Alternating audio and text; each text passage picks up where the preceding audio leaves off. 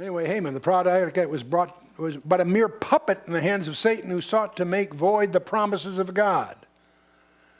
Satan had a plan from the beginning, that from David's house would rise the one who was to bruise his head, the one who was to destroy him that had the power of death, that is the devil, and deliver them who through the fear of death were all their lifetime subject to bondage. Hebrews again.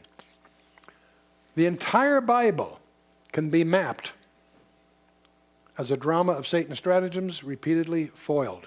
You can go with the Bible from cover to cover, from Genesis 1 to Revelation 22, and keep seeing Satan's attempts and how they get Satan's attempts to thwart God and how God thwarts Satan's attempts.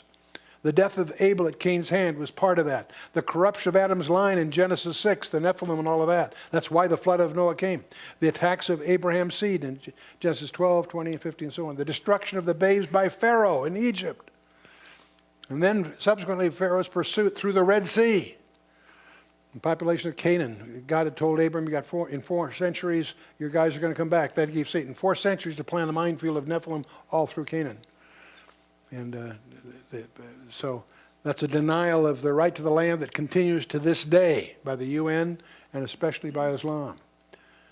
As God declared that he would accomplish his program through the house of David, as he focuses his prophecies on David, the intrigues continue against David's line specifically. Saul's javelin, youthful David. Jehoram kills his brothers in 2 Chronicles 21. The Arabians kill them all except they miss one. And Athaliah kills all but Joash. They try to wipe out the line, they always miss one. Praise God.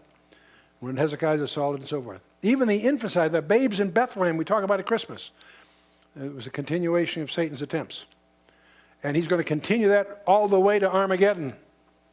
Now, understand the time of Esther. If the Jews had been killed throughout the whole world in the time of Xerxes, that would include those in the land of Israel rebuilding the temple.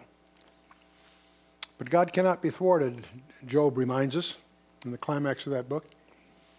God can always overturn man's diabolical efforts, sometimes by miraculous acts, dramatic interventions, and sometimes through these little subtle acts of what we call coincidence. Coincidence is when God is working undercover. God is always working on behalf of his people. And Esther, he is hidden behind the scenes, and yet his name will be found underneath the text. We'll get to that after we've been through the book.